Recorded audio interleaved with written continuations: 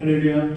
수요예배 가운데 나오신 우리 베이직 가족 여러분들을 주님으로 축복하고 환영합니다. 우리 시간같이 한번 예배를 위해서 기도할 텐데요. 오늘도 드려지는 예배를 통하여서 이 불안한 세상 속에서도 하나님 주시는 평강을 누리기를 원합니다. 뉴스만 봐도 너무너무나 불안한 소식들이 참 많이 있죠. 미국의 지금 전역의 75%, 80% 이상이 지금 너무나 추운 날씨로 인하여서 우리가 생각할 수 없는 영하 40도까지 막 내려가는 그런 상황으로 인하여서 정말 세상이 살아가기 쉽지 않구나. 원래는 그런 날씨가 있지 않은 곳인데도 그런 날씨로 되어지죠. 그런데 또 반면에 감사한 것은 우리나라는 또 이렇게 겨울이지만 그렇게 춥지 않게 이렇게 날씨가 유지되고 있는 것에 대해서 또 한편으로는 감사한 하루가 되었던 것 같습니다. 우리 한번 기도할 때에 오늘도 하나님 예배로 부르셨사오니 하나님의 은혜 가운데 평강 가운데 거하게 하여 주시고 오늘도 하나님 앞에 우리의 삶을 온전히 맡길 수 있는 그 믿음을 달라고 예배를 위해서 주님을 한 몸으로 같이 기도하도록 하겠습니다. 주여 사랑해 주님 감사합니다. 오늘 우리를 사랑하여 주셔서 주의 날개 그늘 아래 품어주셨다가 오늘도 이렇게 주님 앞에 나와 아버지 하나님 주님을 찬송하며 예배할 수 있는 복된 시간을 허락하시니 감사합니다. 너무나 불안한 세상 가운데 아버지 하나님 살고 있지만 오늘은 주님으로 인하여서 참된 평강과 기쁨으로 살아갈 수 있는 줄로 믿습니다. 예배 가운데 주어지는 아버지 하나님 은혜를 붙들게 하여 주시옵고 불안한 세상 속에서도 하나님을 바라볼 수 있는 그 믿음의 실력과 아버지 영성을 이 예배를 통하여서 갖출 수 있도록 주님 은혜를 더하여 주옵소서. 오늘 삶의 여러 가지 문제와 기도의 제목들을 가지고 주님 앞에 나아갈 때에 십자가의 은혜로 우리 가운데 도와여 주시옵고 또 한 주간 동안 살면서 주님 앞에 지은 모든 죄 다시 한번 회개함으로 거룩한 심령으로 나아갈 수 있도록 주님 도우시고 인도하여 주옵소서. 오늘 이 시간 예배 가운데 성령께서 함께 하심을 믿습니다. 주님으로 영광받아 주옵소서. 예수 이름으로 감사하며 기도하옵나이다. 아멘. 우리 은혜 아니면 살아갈 수 없음을 우리 찬양을 통해 같이 한번 고백하며 나갔으면 좋겠습니다.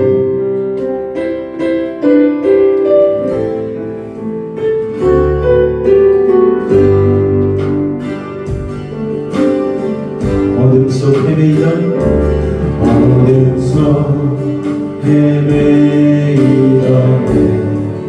영혼 갈 길 몰라 방황할 때에 주의 십자가 영광의 그 빛이 나를 향해 비추어 주셨네. 주를 믿고 나도 붉은 내 죄 그리스도의 피로 씻기려 완전한 사랑 주님의 은혜로 새 생명 주께 얻었네.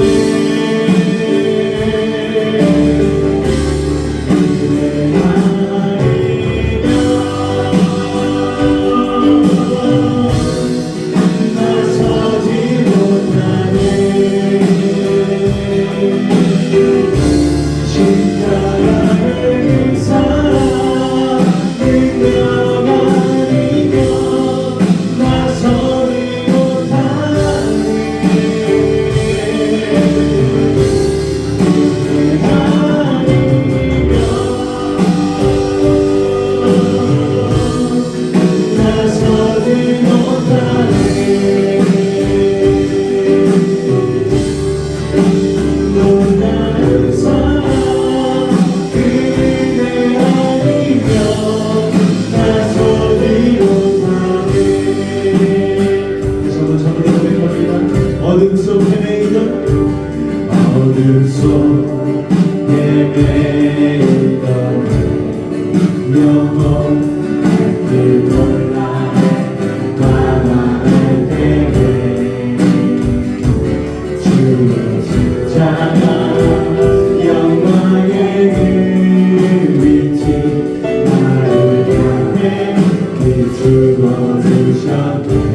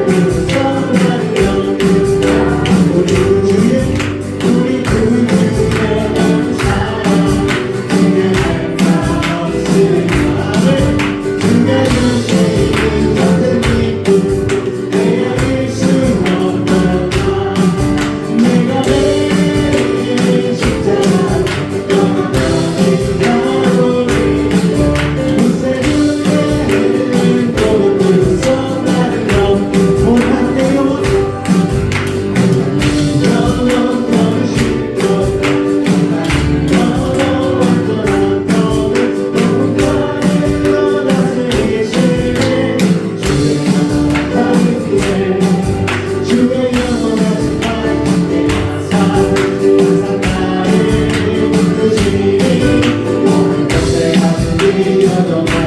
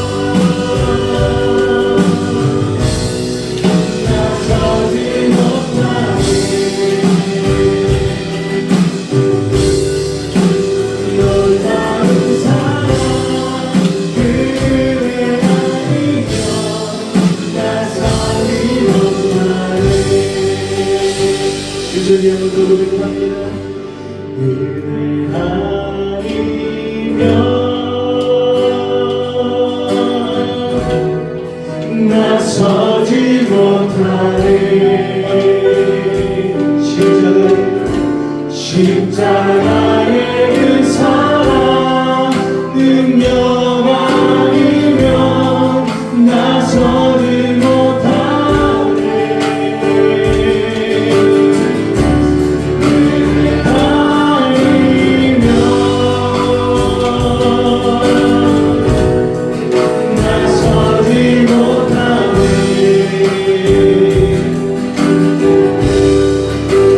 놀라운 사랑 그 은혜 아니면 나서지 못하네. 이 시간 예배를 같이 한번 기도하며 나아갈 때에 오늘도 하나님의 은혜 아니고서는 살아갈 수 없는 연약한 인생임을 고백하며 믿음으로 주님을 바라보고 주님의 내민 손을 붙잡기를 원합니다. 말씀 통해 주어지는 은혜 믿음으로 붙들게 하여 주시고 혼란스럽고 불안한 세상 속에서도 하나님이 주시는 기쁨과 평강으로 나아가는 우리의 삶이 되게 하여 달라고 오늘 예배의 은혜를 위하여 우리 주님을 한번 간절히 부르짖고 기도하도록 하겠습니다. 주여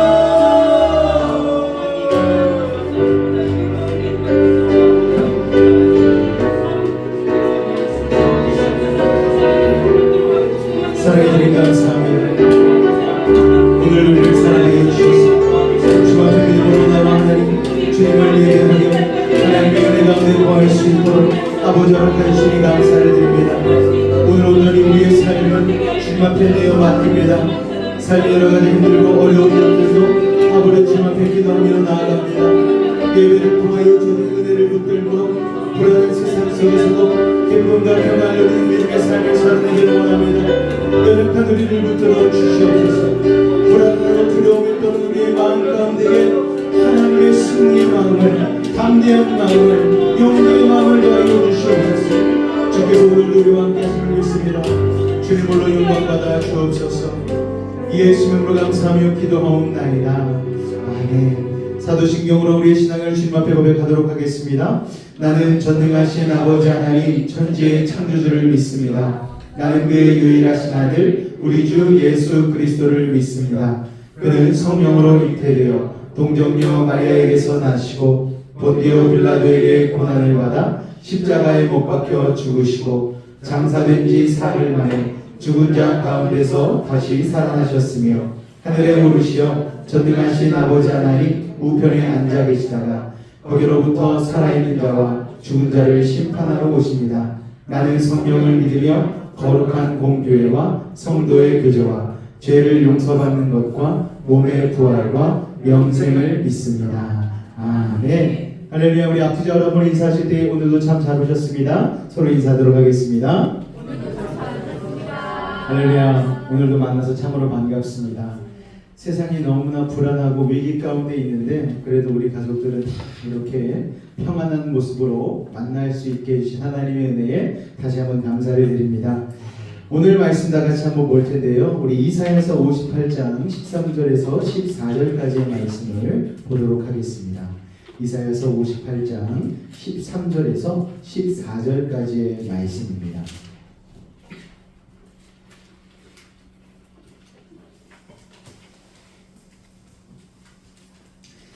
이사야서 58장 13절에서 14절까지의 말씀 우리 한 목소리로 합독하도록 하겠습니다. 시작. 만일 안식일에 내 발을 금하여 내 성일의 오락을 행하지 아니하고 안식일을 일컬어 즐거운 날이라 여호와의 성일을 존귀한 날이라 하여 이를 존귀하게 여기고 내 길로 행하지 아니하며 내 오락을 구하지 아니하며 사사로운 말을 하지 아니하면 내가 여호와 안에서 즐거움을 얻을 것이라.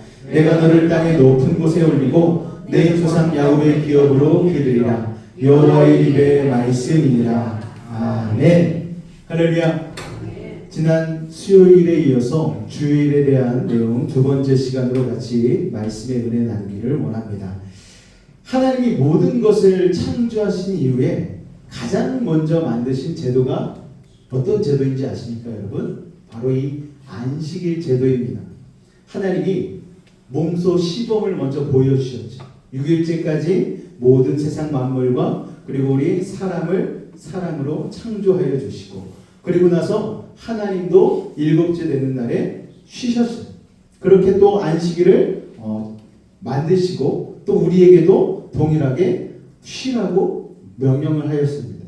10경에도 이게 나오는데요. 네 번째 계명에 안식일을 지키라고 말씀하신 것을 보면 하나님이 얼마나 이 안식일을 중요하게 여기시는지를 알 수가 있습니다. 이 안식일은 예수님이 십자가에서 죽으시고 부활하신 후부터 우리 개신교는 주일을 바로 이 안식일로 지키고 있죠. 주일은 여러분 무슨 날입니까? 예수님이 사흘 만에 부활하신 날입니다.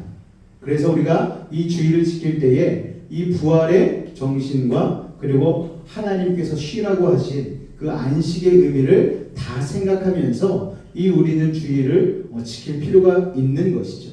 우리 예레미야 17장 22절에서 23절까지의 말씀 한번 같이 읽어볼까요? 시작. 안식일에 너희 집에서 짐을 내지 말며 어떤 일이라도 하지 말고 내가 너희 조상들에게 명령한 같이 안식일을 거룩히 할지어다. 그들은 순종하지 아니하며 귀를 기울이지 아니하며 그 목을 곧게 하여 듣지 아니하며 교훈을 받지 아니하였느니라. 아멘. 그러니까 예레미야 선지자가 살던 시대에 하나님은 사람들에게 쉼과 즐거움을 주시기 위해서 안식일을 거룩하게 지켜라 말씀을 하셨습니다. 그런데 이 이스라엘 백성들은요, 하나님이 쉬라고 하신 안식일을 가볍게 여겼어요. 특히 이 남유다에 속한 백성들이 안식일을 굉장히 형식적으로 지키기 시작했습니다. 그래서 자신들의 쾌락과 오락을 즐기는 일에 빠져 살게 되었죠. 안식일을 지키라는 말을 도무지 듣지 않았음을 알 수가 있습니다. 자, 오늘 이 시대를 살아가고 있는 우리들은 어떻습니까? 세상을 욕심내며 살고 세상으로부터 주어지는 이 자극들, 세상은 굉장히 자극적이잖아요. 또 주일마저도 그 자극 속에서 빠져나오지 못하고 주님을 예배하지 못하는 일들이 너무나 많다라는 것이죠. 특히 우리 다음 세대 아이들이 이 세상의 자극 속에 많이 중독이 되어져 있는 것을 우리가 큰 문제로 느끼고 있지 않습니까? 뭐 인스타그램, 유튜브, 뭐 틱톡, 뭐 각종 이런 SNS에 빠져서 자기 시간 관리가 안 되는 거예요. 가족들이 둘러앉은 식탁에서도 스마트폰을 놓지 못하죠. SNS를 계속 켜고서 식사를 합니다.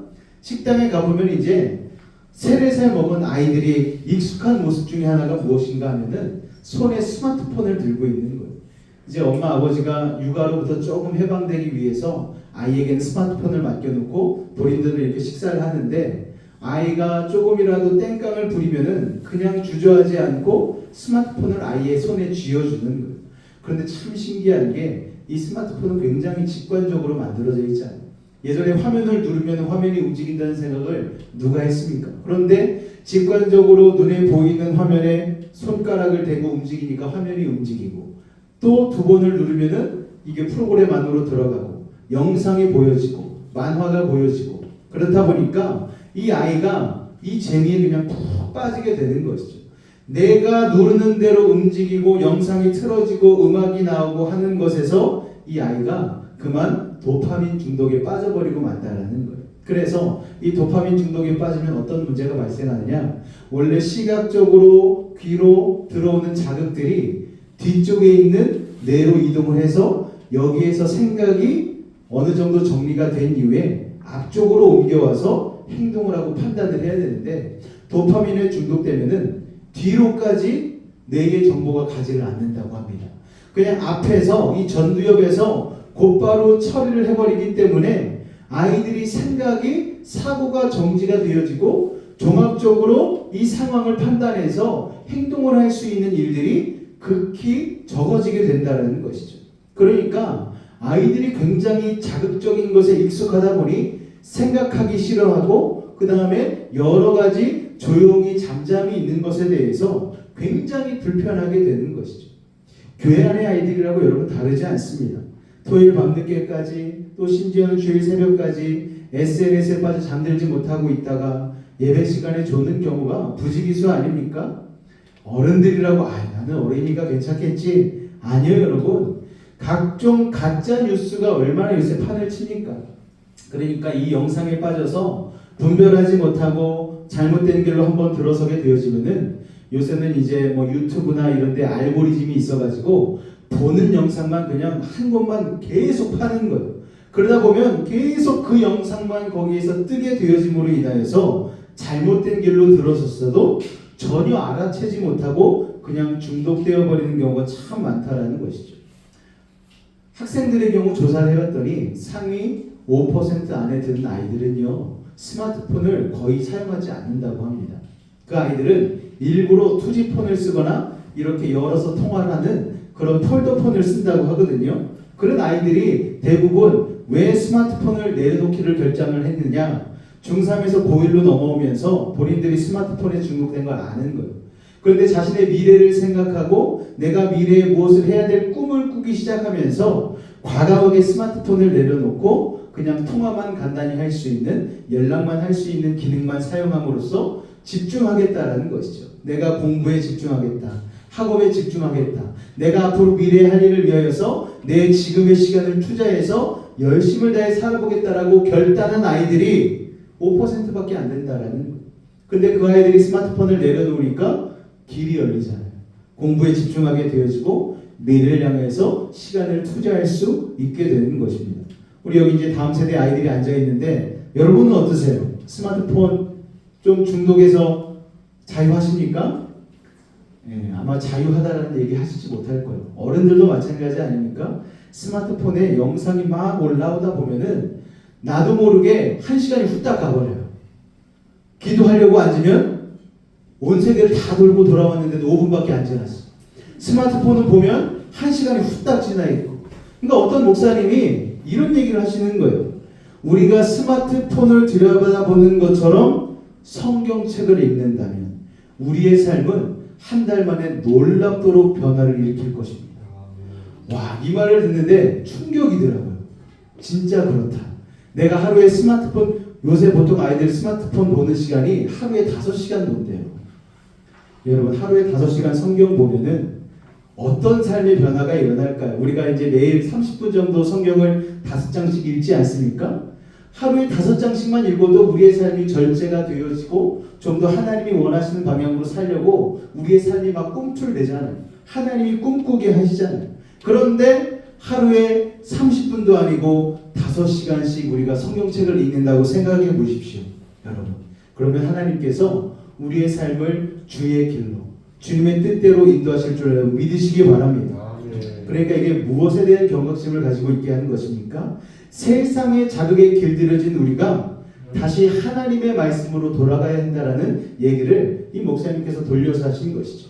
자, 예레미야서 17장 27절 말씀을 한번 같이 읽도록 하겠습니다. 시작. 그러나 만일 너희가 나를 순종하지 아니하고 안식일을 거룩되게 아니하여 안식일에 짐을 지고 예루살렘 문으로 들어오면 내가 성문에 불을 놓아 예루살렘 궁전을 삼키게 하리니 그 불이 꺼지지 아니하리라 하셨다 할지니라 하시니라. 아멘. 자, 안식일을 거룩히 여기지 않고 가볍게 여길 때 그 결과는 무엇을 얘기하고 있습니까? 예루살렘의 멸망을 얘기하고 있습니다. 자, 우리가 2023년 말부터 이스라엘과 하마스의 전쟁을 뉴스와 SNS로 주목하고 있지 않습니까? 또 올해 초부터 북한의 움직임이 심상치 않습니다. 대한민국과 이 북한의 상황은 6.25 전쟁 이후에는 우리가 휴전의 상황이죠. 다시 전쟁이 시작된다 해도 전혀 이상하지 않은 상황입니다. 휴전 상황 이후 대한민국은 급속하게 발전했잖아요. 놀라운 경제적 번영을 이루어서 한강의 기적이라는 소리를 들을 정도로 정말 짧은 기간 내에 엄청난 번영을 이루게 되었습니다. 그런데 바로 얼마 떨어지지 않은 휴전선만 바로 넘어가면 있는 북한은요, 전혀 그렇지 못한 세계에서 지금 손꼽을 만한 가난한 나라로 살아가고 있지 않습니까? 멀리 인공위성에서 대한민국과 북한을 위성사진을 찍어봤어요. 그랬더니 어떤 장면이 나오느냐? 대한민국은 밤인데도 아주 휘황찬란하게 빛이 가득해요. 그런데 북한은 평양 쪽에만 불이 조금 있고 나머지는 다 어두컴컴한 것이죠. 이 불균형이 대한민국과 북한 가운데 일어나고 있다는 것입니다. 그러니까 북한 입장에서 보면은 열불나잖아요. 여러분, 전쟁하고 싶은 마음 안 내겠습니까? 그런데 이 부의 불균형이 이 한반도 땅에서 일어남으로 인하여서 이 불균형이 해결되고자 하는 방법들이 무력으로 이제 일어날 수밖에 없는 상황이 되었다는 것이죠. 이 불균형을 해소하는 방법으로 북한은 무력을 선택하고 있는 것이고요.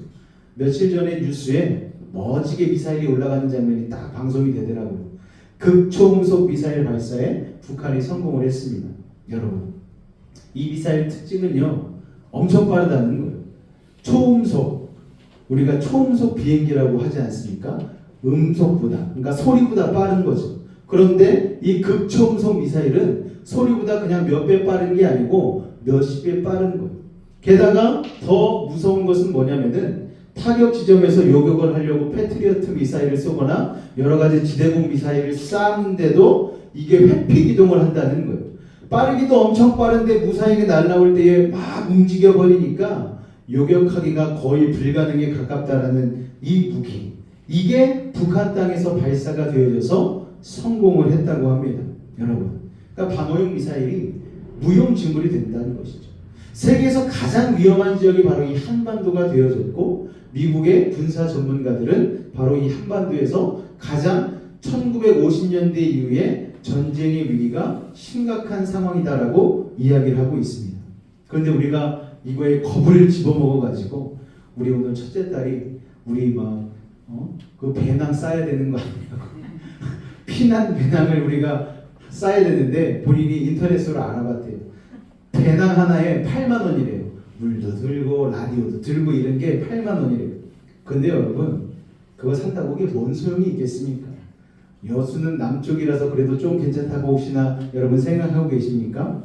그렇지 않습니다. 전쟁이 이제 일어나면은요, 전면전이에요. 단 일주일 안에 모든 것을 다 퍼붓고 끝나게 돼 있습니다. 그런데 전쟁이 났다 하면은 북한이고 대한민국이고 아마 구석구석 부서지지 않는 곳이 없을 것이고요. 피할 만한 곳을 찾기가 정말 쉽지 않을 것이고, 심지어는 제주도까지도 아마 다 파괴가 될 것입니다. 누구 하나 승자 없는 전쟁이 되어버릴 것이죠. 여러분, 그런데 전쟁이 언제 일어난데도 전혀 이상하지 않은 상황인데 이 전쟁이 누구에게 달려 있습니까, 여러분? 우리 믿음의 사람들은 알고 있잖아요. 전쟁은 하나님의 손에 달린 것이죠. 하나님께 속한 것이잖아요. 밝은 읽은 예레미야의 말씀을 여러분 무엇을 말씀합니까? 안식일을 준수하지 않았을 때의 결과를 말씀하고 있는 것이죠. 이스라엘의 흥망성쇠가 어디에 달려있다? 하나님을 예배하는 것에 달려있다는 것입니다. 안식일을 참되게 지키는 것이 이 신앙생활의 첫걸음임을 말씀하고 계시는 것이죠. 여러분, 여러분이 주일날 드리는 예배에 대해서 얼마나 중요하게 생각하고 계십니까? 또 얼마나 지키려고 노력하고 계십니까? 여러분, 주일날 드리는 예배를 위해서 한 주간 어떤 삶으로 예배를 준비하고 계십니까? 우리 이사야서 58장 13절 말씀을 한번 같이 읽도록 하겠습니다. 시작. 여호와의 성회를 존귀한 날이라 하여 이를 존귀하게 여기고 내 길로 행하지 아니하며 내 오락을 구하지 아니하며 사사로운 말을 하지 아니하면. 아멘. 여러분은 주일을 어떻게 여기고 계십니까? 여러분이 주일을 존귀하게 중요한 날로 여기지 못하고 있는 이유가 혹시 무엇이 있으십니까? 13절 하반절에 보면은요, 이렇게 말씀하고 있잖아요. 여호와의 성회를 존귀한 날이나 이를 존귀하게 여기고 내 길로 행하지 아니하며 내 오락을 구하지 아니하며 사사로운 말을 하지 아니하면. 여러분, 이 말씀과 오늘 우리가 지키는 주일의 풍경은 무엇이 다릅니까? 어렸을 적에 예배드리는 풍경이 저는 이제 생각이 나더라고요.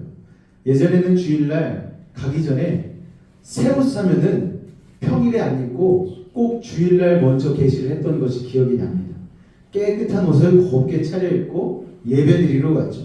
평소에는 일하느라 편한 옷을 입지만 주일만큼은 아이들도 나름 정장 차림으로 교회를 갔었던 게 기억이 납니다. 또한 주일은 온전한 하나님의 날이라고 해서 고신측 교회에서는요, 주일날 슈퍼마켓에 가서 과자도 못 사 먹게 했어요. 그러니까 주일날 나온 아이들에게 이제 전도사님이, 여자 전도사님이 이제 갓 부임한 지 얼마 안 됐는데 나오니까 너무 이쁘잖아요. 그래가지고 아이들 사탕이라도 하나 사주려고 아이들 데려가서 사탕 사줬다가 잘리는 일이 부지기수였습니다. 왜 주일날 가게를 가느냐? 왜 주일날 돈을 쓰느냐라고 고신측 그 교회에서는 그런 거 굉장히 엄했었거든요. 그러니까 잘린 교육자들의 이야기가 심심치 않게 있었습니다. 학생들은 또 어땠는 줄 아십니까? 다음 날이 월요일이 시험 기간이면은 주일날 뭐 해야 돼요? 공부하잖아요, 보통. 그런데 주일날 공부하면 안 된다라고 딱 얘기를 해놓으니까 학생들이 주일날 공부를 하지 못하니까 어때요? 12시 땅 치기까지 기다리는 거예요. 밤 12시 지나면 공부해도 되니까 주일이 끝나니까. 그래서 밤 12시 땅 칠 때까지 기다렸다가 12시 땅 치고 나서 시험 공부를 하던 애들이 그렇게 많았었습니다. 어른들도 다르지 않았죠, 여러분? 주일날 TV도 안 켰어요. 교회에서 드리는 예배와 모임으로, 또 가정에서는 그동안 못 드렸던 가정 예배로 주일을 거룩하게 지키는 가정이 많았습니다. 오늘 우리가 누리고 있는 이 평화는요, 여러분 어쩌면 그때 우리가 주님께 그렇게 처절하게 시간을 구분하고 하나님의 시간을 소중히 여기는 그 마음으로 지켰던 주일들로, 그 시간들로 인하여서 누리고 있지 않나라는 생각을 또 하게 되는 것이죠. 그렇다면 오늘날 우리는요, 그렇게 받기만 하고 끝나면 안 되지 않겠습니까? 우리도 지금 우리가 드려지는 이 주일, 이 안식일들 가운데에 주님이 기뻐하실 만한 예배를 올려드리고 우리의 다음 세대가 평안한 삶을 살아갈 수 있도록 이 예배를, 이 주일을 온전히 거룩하게 지켜야 되지 않겠습니까, 여러분? 이사야서 58장 13절에는요, 그래서 안식을 일컬어 즐거운 날이라 말씀하고 있습니다. 이런 안식일이 어떤 날인가? 즐거움으로 하나님을 예배하는 날이라는 거예요. 억지로 하나님이 명령하셨으니까 그렇게 드리는 예배가 아니고 하나님 안에서의 참된 안식, 기쁨을 누릴 수 있는, 즐거움을 누릴 수 있는 날이라고 말씀해 주고 있는 것이죠. 하나님은 우리가 이 주일을 어떻게 지키기를 원하십니까? 억지로 살아야 되니까, 명령이니까 드리는 것이 아니고 진짜 기쁨으로 하나님 앞에 나와서 하나님을 송축하고 예배하기를 원하시는 것. 하나님의 말씀을 들을 때에 다윗과 같이 선포되어지고 들려지는 말씀이 내 귀에 꿀송이같이 단 말씀으로 들리는 그날, 그 시간이 바로 이 주일이 되기를 원하신다는 것을 여러분 꼭 기억하시기 바랍니다. 그렇게 참된 주일, 참된 안식을 누릴 때에 하나님께서는 그에 대한 복도 허락하시는 줄로 믿으시기 바랍니다. 그렇다면 여러분, 주일을 잘 지킴으로 하나님께서 우리에게 주시는 즐거움, 기쁨은 어떤 것이 있을까요? 이사야서 58장 14절 말씀을 한번 다 같이 읽겠습니다. 시작. 내가 여호와 안에서 즐거움을 얻을 것이라. 내가 너를 땅의 높은 곳에 올리고 내 조상 야곱의 기업으로 기르리라. 여호와의 입의 말씀이니라. 할렐루야. 하나님은 주일을 지키는 자에게 번영을 약속하십니다. 땅의 높은 곳으로 올리겠다는 말은 단순히 부동산의 축복을 얘기하는 것이 아닙니다. 하나님의 말씀에 순종하여 주일을 통해 하나님을 높이면 하나님 또한 우리를 세상에서조차도 높여주시겠다라는 것이죠. 또한 야곱의 기업이란 말은 무엇입니까? 영적으로도 야곱에게 약속하신 하나님의 은혜를 이어가게 해주시겠다라는 것이죠. 여러분, 야곱이 받은 축복이 무엇입니까? 하나님이 네가 다시 베델로 돌아오는 그날까지 이 모든 일을 내가 힘써 지켜 행하겠다. 너와 함께 하겠다. 이게 바로 야곱과 한 축복의 약속 아니었습니까? 그래서 야곱이 그 축복의 약속에 감격하여서 거기에다가 자기가 베었던 돌 베개를 기둥 삼아서 거기를 하나님의 집 베델이라고 일컫고 거기를 영적 축복의 장소로 야곱이 기억하고, 나중에 그래서 라반 삼촌의 집에 갔다가 다시 식솔들을 이끌고 돌아올 때에 베델에서 다시 제단을 올려 하나님께 예배했었던 우리가 야곱을 기억하지 않습니까? 마찬가지입니다. 우리가 하나님 앞에 성의를, 하나님의 날을, 주일을 잘 지키며 행하게 되어지면은 하나님은 하나님의 집에 다시 돌아오는 그 발걸음 가운데 축복하여 주셔서 우리가 주님 앞에 마음껏 찬양하고 영광 돌릴 수 있는 그 평안과 안전을 허락해 주신다는 것을 여러분 꼭 기억하시기 바랍니다. 또한 야곱이 받은 축복이 무엇입니까? 할아버지 아브라함에게 하나님이 약속하여 주셨잖아요. 너의 자손을 이 모래사장의 모래와 같이, 하늘의 별과 같이 내가 번성케 해주겠다라는 약속을 하지 않으셨습니까? 또 이삭에게도, 아버지 이삭에게도 동일한 약속을 해주셨죠. 그리고 나서 야곱에게도 하나님께서 찾아오셔서 내가 할아버지와 아버지에게 약속한 그 모든 것들을 너를 통해서 이어가겠다라고 하나님 말씀해 주셨잖아요. 약속해 주셨잖아요. 그러니까 하나님 앞에 예배하는 그 특심 하나가 야곱의 인생을 예배자의 인생으로 바꿔놨고, 예배자의 인생인 야곱의 인생은 하나님의 영적 축복이 쏟아져 내리는 믿음의 삶이 되었다라는 것입니다. 오늘 여러분의 삶도 예배를 귀히 여기고 하나님을 소중히 여기고 정말 이 하나님의 시간을 특별하게 여김으로 말미암아 하나님으로부터 이 땅 가운데서 별과 같이 빛나는 믿음의 삶이 되시기를 주님의 이름으로 축원을 드립니다. 이런 약속들을 하시면서 하나님이 한 번 더 도장을 꽝 찍으시죠. 뭐라고 말씀합니까? 맨 아랫줄에 여호와의 입의 말씀이니라. 이거 내가 한 말이야. 여호와 하나님이 내가 내 입으로 한 말이야. 다른 데서 강요한 게 아니고 내가 너희를 이런 축복을 줄 것이라고 내가 내 입으로 약속하고 있는 거야. 여러분, 하나님의 약속은 사람의 약속과는 다르잖아요. 하나님은 언약이라는 표현을 쓰십니다. 말씀으로 약속을 하셔요. 말씀으로 약속하면 사람은 어기잖아요. 내가 언제 그 말했느냐고 어기지만 하나님은 한 번 말씀하시면 그대로 이루시는 분이심을 여러분 기억하시기 바랍니다. 여호와의 입의 말이니라는 이 약속을 통하여서 우리가 안식일을 거룩히 지키고 기쁨으로 주님 앞에 나아가면은 그 시간을 통하여서 아브라함에게, 이삭에게, 야곱에게 약속하셨던 놀라운 축복을 우리들 가운데도 허락하신다는 사실을 여러분 기억하시기 바랍니다. 저는 여러분이 이 복을 거머쥐셨으면 좋겠어요. 어렵지 않잖아요. 우리가 주일을 거룩히 여기는 것 어렵지 않습니다. 하나님 우리에게 어려운 것 하라고 하지 않으셔요. 이 일주일 내내 나만 예배해, 나만 송축해 라고 하시지 않으십니다. 일주일에 한 번 하나님 앞에 하나님의 시간을 드리라고 얘기하시는 거예요. 여러분, 그러나 중요한 사실이 있습니다. 일주일에 한 번 주님 앞에 예배하기 위해서 우리는 6일을 잘 살아야 되는 거예요. 6일을 잘 살아야지만 7일째 되는 이 주일날 우리가 하나님 앞에 온전한 예배를 드릴 수 있는 것입니다.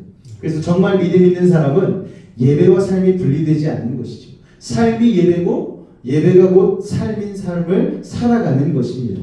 그러니까 하나님께서 주일을 우리에게 잘 지키라고 얘기하신 것은 돌려 말하면 무슨 말입니까? 일주일 동안 내 안에서 내 말씀대로 내 뜻대로 너네가 잘 살아.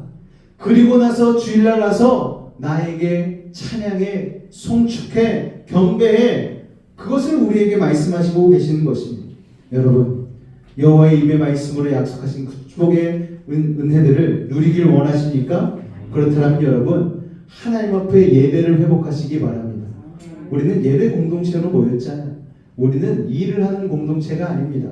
봉사하는 공동체가 아니에요. 구제하는 공동체가 아닙니다. 그런 것들은 부수적인 것이죠. 그런 것 다 없다 할지라도 하나님 앞에 예배가 살아있으면 그 모든 것들은 부수적으로 따라온다는 사실을 여러분 기억하시기 바랍니다. 구제가 예배잖아요. 봉사가 예배잖아요. 여러분, 선교가 예배 아닙니까? 예배 한번 잘 드리면은 그냥 선교하게 되어지고 그냥 구제의 마음이 생기고 헌신하고 봉사하는 일들이 우리의 삶 가운데 열매 맺게 되어진다는 것입니다. 그러니까 우리가 우선순위를 잘 지켜야 되는 것이죠. 헌신하고 봉사하고 구제하는 게 우선이 아니고 하나님 앞에 예배를 영광되게 올려드리면 그 예배를 통하여 주어지는 축복을 가지고 우리가 복의 근원이 되어서 선교도 하고 구제도 하고 복음도 전하고 우리의 일상생활 가운데 하나님의 은혜를 나누며 살아갈 수 있는 복의 근원이 되는 것입니다. 사랑하는 요셉의 가족 여러분, 여러분은 대한민국의 대북 억제력을 믿으십니까? 저는 믿지 않습니다. 여러분, 대한민국을 향하고 있는 수천 개의 방사포와 각종 미사일, 그들이 마음먹고 쏘기 시작하면 단 1시간 안에 이 대한민국은 초토화될 수가 있는 거예요. 여러분, 저 북한을 억제하실 수 있는 분은 하나님밖에 없습니다. 여러분, 나라가 좁디 좁아요. 여러분, 소총만 해도 3km를 날아갑니다. 총알이요. 그런데 미사일은 몇천 킬로를 날아가잖아요. 심지어는 뉴욕 한복판에 미사일을 꽂아 넣을 수 있는 실력이 북한 아닙니까? 한미동맹 필요하죠. 한미일이 연합하는 것 굉장히 중요합니다. 그러나 우리에게는 그 무엇보다, 그 누구보다 하나님이 필요한 것이죠. 그런데 우리가 하나님을 향한 예배를 등한시하면서 어떻게 하나님의 도우심을 구할 수가 있겠습니까? 아브라함이 소돔과 고모라에 대한 멸망의 이야기를 듣고 하나님께 기도하기 시작합니다. 여러분, 그 성에 의인이 몇 명 있으면 하나님 그 성을 멸망치 않으시겠습니까? 아브라함이 계속 하나님 앞에 기도해요. 50명, 40명, 30명. 근데 아브라함이 설마 10명 없을까? 그래서 10명으로 기도를 끝냈어요. 아브라함이 더 기도했어야 됩니다. 한 명만이라도 있으면 하나님 멸망시키지 말아주십시오라고 기도했다라면 아마 소돔과 고모라는 멸망하지 않았을 거예요. 그런데 10명은 있겠지. 설마 10명이 없겠어? 그런데 그 설마가 소돔과 고모라를 유황불 가운데 빠지게 만들었죠. 단 10명의 예배자가 없었다라는 거예요.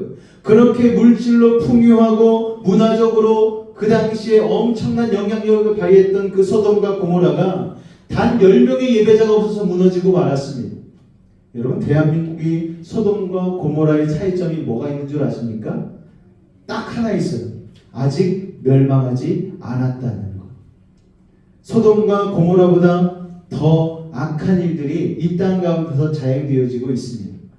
여러분, 대한민국에는 10명의 예배자가 있을까요? 딱 생각할 때에 이 시대 대한민국에 만약 하나님께서 의인의 숫자를 물어보신다면 우리는 어떻게 대답해야 될까? 내가 아닌 누군가 10명은 있겠지. 우리는 그 생각하지 않겠습니까? 그런데 여러분, 그건 참 어리석은 일이죠. 그건 참 불확실한 일이잖아요. 그럴 때에 내가 그 한 명의 예배자가 되어야지.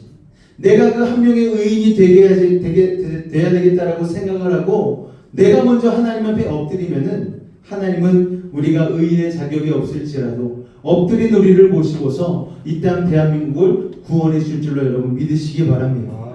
우리가 바로 하나님이 찾으시는 그 예배자가 되어야 하는 것이죠. 하나님의 성의를 존귀히 여기고 그 주의를 믿음으로 바로 지켜나갈 때에 하나님이 우리를 통해서 화를 면케하시고 기쁨과 평화를 허락하시는 줄로 믿으시기 바랍니다. 악한 사탄 마귀는요, 한 나라를 무너뜨릴 때에 가장 먼저 무너뜨리는 것이 뭔지 아십니까? 교회를 무너뜨리고 여러분, 하나님을 믿는 사람들을 넘어뜨립니다. 여러분, 영국이 무너졌어요. 유럽이 무너졌습니다. 교회에 변화가 일어났죠. 변질이 되었죠. 어떻게 해요? 교회가 술집이 되어버리고 교회가 콘서트장이 되어버리고 그런 일들이 비일비재하게 일어났습니다. 그리고서 동성애가 판을 치고 정말 잘못된 일들이 일어나면서 유럽의 교회는 싸그리 무너져 버렸습니다. 미국도 예배가 무너지니까 9.11 테러 사태가 일어나지 않았습니까? 그때 당시 한번 9.11 테러를 맞고 나자 미국 사람들이 다시 한번 회심을 해서 하나님 앞에 하나님을 붙드는 시간들이 있었죠. 근데 그것도 몇 년 안 갔습니다. 아직도 미국에서는 세계에서 가장 많은 총기 사건이 일어나고 있고 슈퍼마켓 한복판에서 그것도 소총도 아니고 자동 소총을 들고 드르륵거리면서 수십 명의 사람이 죽어나가는 일들이 1년에 몇 번씩이나 일어나고 있는 현실이 바로 미국 가운데 일어나고 있습니다. 공동의 장소에서 기도하지 못하게 하고 학교에서 하나님의 말씀을 보지 못하게 하는 일들이 미국에서 일어나니까 미국도 무너져 내리고 있는 것이죠. 여러분, 예배가 무너지니까 악의 축이 득세하고 있잖아요. 러시아가 일어나고 중국이 일어나고 북한이 일어나고 그들이 다시 한번 전쟁을 일으키기 위하여서 수많은 연합을 하고 준비를 하고 있지 않습니까? 여러분, 누가 문제입니까? 예배자들이 무너지는 게 문제예요. 기독교가 무너지는 게 문제입니다. 우리가 올바른 신앙 안에 똑바로 살고 있지 못하는 것이 바로 문제라는 것입니다. 오늘 새벽 예배 때도 말씀을 드렸지만 지금 서울에 있는 깨어있다 하는 교회들은요, 느헤미야서를 붙잡고 기도하고 있습니다. 하나님, 이 땅을 불쌍히 여겨 주옵소서. 황무한 이 땅을 다시 한번 주님 안에서 일어나게 하여 달라고, 그리하여서 이 땅을 주님 보호하여 달라고. 이 땅에 있는 사람들 전쟁이 일어나면은 다들 전쟁 고아가 되어지고 정말 집을 다 잃고 삶의 터전을 다 잃어버릴 터인데, 그렇게 되면 하나님의 선교 센터가 없어지는 것 아닙니까? 하나님, 이 땅 대한민국 아버지 하나님 1907년의 그 부흥의 역사를 통하여서 지금까지 하나님 복음으로 변화시켜 주셨고 이 땅에 한강의 기적을 일으켜 주셨고 전 세계 미국 다음으로 가장 많이 선교하는 나라로 만들어 주셨는데 지금 그 나라가 무너지고 있으니 하나님 불쌍히 여겨달라고 지금 40일 작정 기도도 하고 20일을 다니엘 기도회도 하고 하면서 엄청 기도하고 있습니다. 여러분, 우리도 같이 그 기도의 대열에 합류해서 기도해야 될 때인 줄로 믿습니다. 뉴스에서 들려지는 소식이 우리의 마음을 불안하게 하지 않습니까? 우리를 힘들게 하잖아요. 우리 아이들도 불안해가지고 이런저런 무슨 배낭을 싸야 된다 하는 얘기가 나올 정도면 이 나라의 위기 상태가 정말 심각한 것이죠. 이때 우리가 더 기도해야 될 줄로 믿습니다. 50년 넘도록 60년이 지나도록 우리가 지금 이 평화를 누리고 있는 이유는 바로 하나님의 은혜 때문임을 우리가 꼭 기억해야만 할 것입니다. 그만큼 우리가 드리는 예배는요, 우리의 생명과 직결이 되어져 있는 것이죠. 우리가 예배에 대한 중요성을 망각하고 때로는 이 예배를 너무나 형식적으로 드릴 때가 있는 거예요. 그러다 보면 예레미야 17장 27절 말씀처럼 전쟁의 화염이 예루살렘 궁전을 삼키듯 우리의 예배의 자리를 불태워버리고 꺼지지 아니하는 불로 말미암아 우리의 인생이 무너져 버리는 것입니다. 꺼지지 아니하는 불, 백린탄이라는 무기가 있습니다. 여러분, 이스라엘과 하마스 전쟁에서 백린탄이 나왔다고 그래요. 백린탄은 떨어져서 불 붙기 시작하면 콘크리트든 뭐든 계속 탄대요. 불이 꺼지지가 않는데요. 백린탄을 빈다는 것을 보면은 시력이 상실되어지고 그 불에 한번 붙으면 꺼지지 않는 불로 인하여서 결국은 죽게 된다는 정말 반인륜적인 무기입니다. 그런데 그 백린탄과 같이 꺼지지 않는 불이 우리의 삶에 붙게 되면은 여러분 어떻게 되겠습니까? 우리의 삶은 그대로 무너지게 되는 것이고 넘어지게 되는 것이죠. 예배를 한번 잘못 드렸더니 꺼지지 아니하는 불로 말미암아 우리의 인생이 무너져 버릴 수 있다라는 것입니다. 그렇기 때문에 여러분, 그리스도인에게 있어 예배를 드리는 것은 생존과 직접적인 연관이 있다라는 것을 여러분 기억하시기 바랍니다. 오늘 여러분 어떤 선택을 하기를 원하십니까? 예배를 즐거이 주님 앞에 드림으로 주의를 존귀 여겨 성수함으로 땅의 높은 곳에 올려지고 야곱의 기업이 되는 놀라운 축복을 받느냐, 아니면 예배를 등한시하다가 전쟁의 화염에 휩싸여 삶이 무너져 내리느냐. 선택은 우리에게 달려 있습니다. 우리가 깨어서 기도하면, 여러분 여수베이 집교회가 깨어서 기도하면 적어도 10명은 있는 거 아닙니까? 여기에 우리가 먼저 예배자가 되어서 하나님 앞에 올바른 예배, 그리고 하나님이 기뻐하시는 예배를 드리며 나아갈 때에 하나님께서 우리를 보셔서라도 이 땅 대한민국 가운데 평화를 줄 줄로 여러분 믿으시고, 여러분 최선을 다해서 하나님 앞에 예배할 수 있는 믿음의 사람들이 되시기를 주님의 이름으로 축원을 드립니다. 그래서 우리는 삶으로 주님을 예배해야 되는 줄로 믿습니다. 우리 찬양 같이 한번 고백하고 우리 나라와 민족을 위하여서 같이 한번 기도하는 시간을 갖도록 할 텐데요. 하나님, 우리의 삶이 먼저 변화되게 하여 주시고 진정한 예배자가 되게 해달라고 우리 찬양 통화에 같이 한번 고백하며 나아갔으면 좋겠습니다.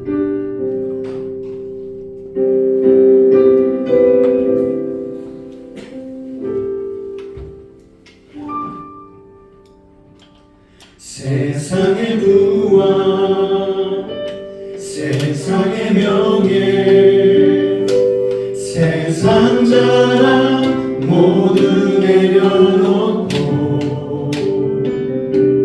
날 구한 십자가, 날 지킨 보혈, 주의 은혜를 깊이 생각합니다. 나의 다른 것, 내 모든 것 다 거저 받은 선물, 내 삶을 은혜로 가득 채워주셨네. 나의 작은 것, 내 모든 것 다 거저 받은 선물, 내 삶을 주신 분께 다시 올려드리.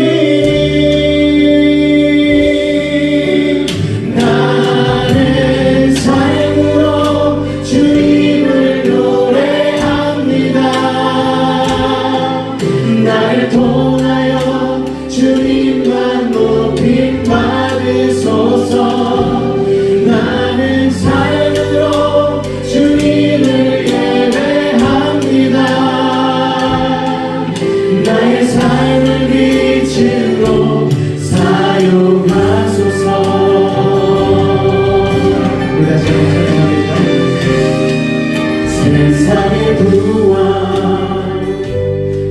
세상의 명예 세상 자랑 모두 내려놓고 날 구한 십자가 날 씻긴 모형 주의 은혜를 깊이 생각합니다. 나의 모든 것 내 모든 것 다 거저받은 선물 내 삶을 그대로 가득 채워주셨네. 나의 모든 것 내 모든 것 다 거저받은 선물 내 삶을 주신 분께 다시 올려드리 나는 삶으로 주님을 노래합니다. 나를 통하여 주님만 높임 받으소서. 나는 삶으로 주님을 예배합니다. 나의 삶을 빛으로 사용하소서. 나는 삶으로 주님을 노래합니다. 나를 통하여 주님만 높임 받으소서. 나는 삶으로 주님을 예배합니다. 나의 삶의 빛으로 사용하소서.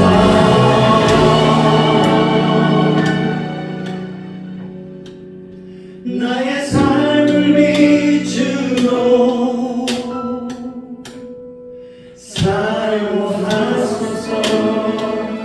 우리 시간 함께 기도하며 나아갈 때에 아버지 하나님 주님이 존귀하게 여기라 말씀하신 성의를 존귀하게 여기시는 주의를 우리의 삶을 온전히 드려 예배할 수 있는 믿음의 삶이 되게 해달라고 그 예배의 승리를 통하여 삶 가운데에 약속하신 그 언약의 축복을 누리는 믿음의 삶이 되게 해달라고 이 시간 우리 주님을 한번 간절히 부르짖고 기도하도록 하겠습니다. 주여 사랑해 주님 감사합니다. 오늘 우리를 사랑하여 주셔서 주님 앞에 나와 아버지 하나님 주님이 우리에게 말씀하여 주신 아버지 하나님의 성의를 다시 한번 귀하게 여기며 아버지 하나님 어떻게 지켜야 될까 아버지 하나님 다시 한번 생각하게 하시니 감사를 드립니다. 아버지 하나님 우리가 매주마다 드리는 예배가 또 우리가 삶 가운데 되어지는 하나님을 향한 시간이 아버지 하나님 공식적이 되어지고 아버지 그저 아버지 우리가 때가 되어서 드리는 그런 아버지 하나님 예배가 되어지지 않았는지요. 다시 한번 우리 안에 예배를 회복하게 도와주옵소서. 아버지 하나님 하나님께서 우리에게 아버지 하나님 지키라 말씀하신 이 안식일의 시간 아버지 하나님 구원의 그 시간을 기념하는 또 좋은 아버지 하나님 이 모든 것들을 기억하며 아버지 하나님 우리에게 주어진 예배의 시간을 마음과 뜻과 정성을 다하여 영과 진리를 예배할 수 있는 믿음의 사람들 될 수 있도록 아버지 하나님 도우시고 인도하여 주시옵소서. 아버지 하나님 오늘 우리에게 하나님 말씀해 주신 것을 기억하여 아버지 우리에게 주어진 시간들 아버지 모든 시간이 예배가 되어지길 원합니다. 삶 가운데의 주님의 말씀을 실천하며 하나님의 말씀대로 살기에 결단하고 선택하고 몸부림치는 그 시간들이 합쳐져 떠나는 주를 하나님께 영광 돌릴 수 있는 믿음의 시간이 되는 줄로 믿사오니 아버지 하나님 우리가 그런 믿음을 가지고 하나님이 우리에게 허락하신 그 시간을 아버지께 영광 돌리며 주님 앞에 나아갈 수 있도록 아버지 하나님 도우시고 인도하여 주시옵소서. 주여 오늘도 하나님 믿음으로 주님 앞에 나아가오니 주님 우리의 삶을 아버지 하나님 함께하여 주시옵소서. 아버지 하나님 야곱이 약속하신 그 놀라운 축복을 우리가 예배를 통해서 받아들이기를 원합니다. 아버지 하나님 불안한 시대와 상황 속에 우리가 할 수 있는 일 무엇이 있겠습니까? 하나님이 말씀하시는 그 예배자 그 의인이 되기 위하여서 우리가 먼저 예배에 힘쓰고 아버지 하나님 가며 나아갈 수 있는 하나님의 자녀의 하나님의 백성 될 수 있도록 아버지 하나님 도우시고 인도하여 주시옵소서. 주여 오늘도 하나님 그렇게 일하실 줄을 기대하며 나아갑니다. 아버지 하나님 역사하여 주시옵소서. 주님 감사합니다. 주님으로 영광 받아 주옵소서. 예수 이름으로 감사하며 기도하옵나이다. 아멘. 이 시간 아픈 곳이 있은 분은 아픈 곳에 믿음으로 손을 얹도록 하겠습니다. 문제가 있으면은 가슴에 손을 얹도록 하겠습니다. 기도하겠습니다. 사랑의 하나님, 오늘 이 시간 믿음을 가지고 기도하는 우리들의 모든 문제를 해결하여 주옵소서. 남 모르는 상처로 나온 이들도 있습니다. 말하지 못한 고민을 가지고 나온 이들도 있습니다. 이 시간 하늘의 문을 여시고 능력의 오른손으로 친히 안수하여 주옵소서. 나사렛 예수로 명하노니 악하고 사악한 모든 문제는 떠나갈지어다. 좌절과 어둠은 물러갈지어다. 마음의 고통과 괴로움은 사라지게 하시고 시련과 아픔은 이겨낼 힘을 더하여 주시옵소서. 고난과 역경은 떠나갈지어다. 불안한 마음 초조함은 사라질지어다. 산성과 방패와 피난처와 요새가 되신 주님, 막힌 것 뚫리게 하시고 묶인 것 풀리게 하시고 약한 자는 강하게 하시고 미련한 자는 지혜를 더하여 주시고 부족한 자는 만족해 하시고 불가능한 일을 가능케 하여 주셔서 어떠한 문제를 가지고 왔든지 간에 응답하고 해결하여 주옵소서. 나사렛 예수로 명하노니 모든 문제는 떠나갈지어다. 물러갈지어다. 예수로 명하노라. 병든 몸 아픈 곳에 믿음을 가지고 손을 얹었습니다. 하늘의 문을 여시고 주의 강선 바라여 주옵소서. 주님의 십자가 앞에 붙은 손으로 안수하고 치료하여 주옵소서. 암병은 떠나갈지어다. 몸에 연약한 것들은 하나님의 생명력으로 채워질지어다. 악하고 사악한 모든 병마야 몸에서 떠나가라. 물러가라. 예수의 이름으로 명하노라. 하나님 치료의 강선 바라여 주옵소서. 성령의 불로 태워 주옵소서. 보혈의 피로 씻어 주옵소서. 말씀의 공으로 수술하여 주옵소서. 우리의 영혼을 자유롭게 하시니 감사합니다. 우리 육신의 건강을 허락하시니 감사합니다. 우리의 환경 가운데 형통함을 허락하시니 감사합니다. 아버지 하나님, 오늘 말씀과 같이 하나님의 성의를 귀하게 여기며 하나님의 예배하신 축복을 받아 누리는 그 믿음의 사람들 되어줄 수 있도록 우리 여수의 집 가족들 한 사람 한 사람 주님 축복하여 주옵소서. 남은 한 주간 주님 손 붙잡아 주시고 동행하여 주시고 한 호흡 호흡까지도 주께서 주관하여 주신 줄로 믿습니다. 지금 우리 주 예수 그리스도의 은혜와 하나님 아버지의 놀라우신 사랑하심과 성령의 내주 충만 교통 감화 감동케 하는 역사가 오늘 이 자리에 나와 하나님의 성의를 존귀하게 여기며 주님 앞에 마음을 다하여 예배하기로 결단한 우리 사랑하는 여수의 집 가족들의 삶과 직장과 가정과 모든 삶의 영역 가운데 늘 함께 하시기를 간절히 축원하옵나이다.